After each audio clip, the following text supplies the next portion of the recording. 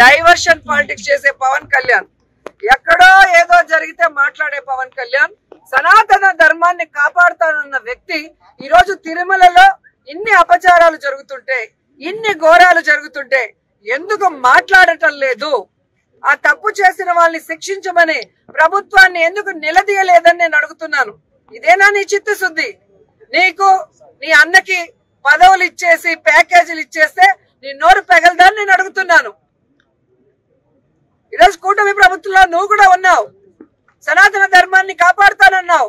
మరి ఈ విధంగా సనాతన ధర్మంలో గోమాతల్ని ప్రతిరోజు పూజించే మనము ఈరోజు వాటిని ఒక దుస్థితికి తీసుకొచ్చి అవి చచ్చిపోతుంటే దానికి కారణమైన వాళ్ళని శిక్షించండి, గోవుల్ని కాపాడండి అని బాధ్యతగా ఒక ఎక్స్-టీటీడీ చైర్మన్ గారు మాట్లాడితే ఆయన మీద కేసులు పెడతాం, ఆయన్ని నిర్బంధిస్తాం, ఆయన అరెస్ట్ చేస్తాం. ఇదా మీ చిత్తశుద్ధి?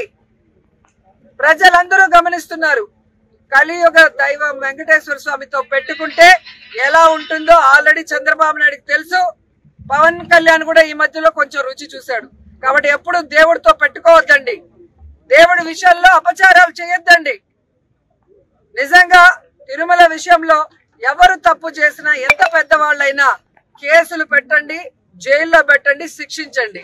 అంతేగాని జరుగుతున్న వాటిని నిరూపించిన వ్యక్తిని ఈ విధంగా తప్పుడు కేసులు పెడతామని నిర్బంధించి భయపెడితే ఎవ్వరు కూడా ఇక్కడ భయపడే పరిస్థితి లేదు అని కూడా ఈ సందర్భంగా తెలియజేసుకుంటూ, ఇప్పటికీ అదే మాట మీద ఉన్నాం.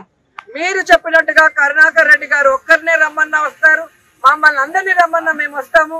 అక్కడ గోవులు, ఆవు దూడలు చనిపోతున్నది నిజం, వాటిని సంరక్షించకుండా గాలికి వదిలేసింది నిజం. వాటిని సంరక్షించాలి, ఆ గోవులు మరణానికి కారణమైన వాళ్ళని శిక్షించాలి, అరెస్ట్ చేయాలని కూడా డిమాండ్ చేస్తున్నాం.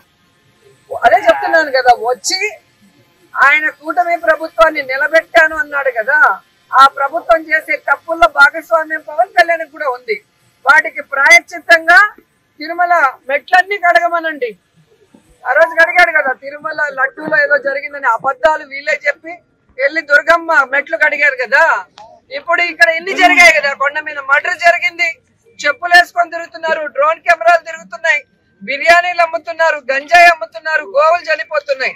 దీనికి ప్రాయశ్చిత్తం 7 కొండల్లో ఉన్న మెట్లు కడగమనండి పవన్ కళ్యాణ్. తప్పు చేసిన పాలక మండలిని అలాగే అధికారులని శిక్షించమని కూడా డిమాండ్ చేస్తున్నాం. ఆడంగి లదవులు దమ్ముందన్నోడు రమ్మను, ప్రూవ్ చేస్తాము. ఛాలెంజ్ పిలిచారు, వచ్చి నిరూపించండి అని. నిరూపిస్తామంటే అక్కడ పోలీసులు పెట్టి అడ్డగించి సిగ్గు లేకుండా మళ్ళీ వాళ్ళ అఫీషియల్ పేజ్ లో డ్రామాలు ఆడుతున్నారు, రాకుండా పారిపోయామంట. పోలీసులు పట్టుకొని మమ్మల్ని ఆపి డ్రామాలు ఆడుతున్నామని చెప్తున్నారు. ఆడంగి లదవులు దమ్ముందన్నోడు రమ్మను, ప్రూవ్ చేస్తాము. మరి రోజమ్మ పాపము చెన్నైలో ఉండే కదన్నా, మొన్నటి వరకు చెన్నైలో ఉండే. ఆడ రాజకీయం చేయాలా, ఆడ చీఫ్ మినిస్టర్ కావాలని కోరుకుంటుందంట ఆమె. మళ్ళా అలాగే సడన్ ఇక్కడ తిరుపతికి వచ్చి పాపము ఆడ చీఫ్ మినిస్టర్ కాలేకపోయినట్టుంది. బతుకు జట్కా బండి కార్యక్రమము మళ్ళీ ఇంకొక ఎపిసోడ్ స్టార్ట్ అయ్యేటట్టుందేమో. మరి అక్కడ ఎవరు బాగా యాక్టింగ్ చేస్తారు అని చెప్పి ఆయన ముందు ఇట్లా పడుకోబెట్టి ఎవరు యాక్టింగ్ చేస్తే నెక్స్ట్ మీరే యాక్టర్స్ అని చెప్పి చెప్పినట్టుంది. వీళ్ళు మరి చాలా బాగా యాక్టింగ్ చేస్తున్నారు, ఒకరిని మించి ఒకరు యాక్టింగ్ చేస్తున్నారు. నిన్న ఎవరు ఆ రోజమ్మ అంటుంది, అసలు ఆమె ఒక మహిళ, ఒక మినిస్టర్ గా పనిచేసింది, ఎంతో రెస్పెక్టబుల్ వర్డ్స్ మాట్లాడాలి ఆమె. మాట్లాడుతుంది నిన్న కూర్చొని చిన్న బాబు పవన్ కళ్యాణ్ గారి కొడుకు పైన కూడా ఆమె కామెంట్ చేస్తుంది అంటే అసలు అందరు అంటున్నారు అసలు ఆమె మహిళనా అని అంటున్నారు. నేను ఆమె మహిళ అని అసలు మనిషేనా అని అనుకుంటున్నాను. పిల్లలు ఉన్నారు, ఆమె కూడా పిల్లలు ఉన్నారు. అట్లాంటిది చిన్న బాబు పైన కామెంట్ చేస్తుందంటే మరి ఎటువంటి సంస్కారం ఉంది ఈమెకు అనేది నేను అడుగుతున్నాను. ఖచ్చితంగా వైసీపీ ప్రభుత్వం మీరు అందరూ గుర్తు చేసుకోవాలి. వైసీపీ ప్రభుత్వం హయాంలో ఎన్ని గుళ్ళు కొల్లగట్టారు.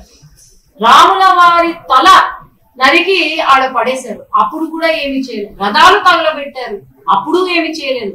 ఆ రోజు లేని బాధ, ఆ రోజు లేని హిందుత్వం, ఆ రోజు లేని సమస్యలు మరి ఈ రోజు ఏమి జరగకుండానే వీళ్ళు సృష్టిస్తున్నారు అంటే ఇంకా వీళ్ళకి ఏమి దొరక్క ఇలాంటి పనులు చేస్తున్నారు, అంతే తప్ప ఏమి లేదు.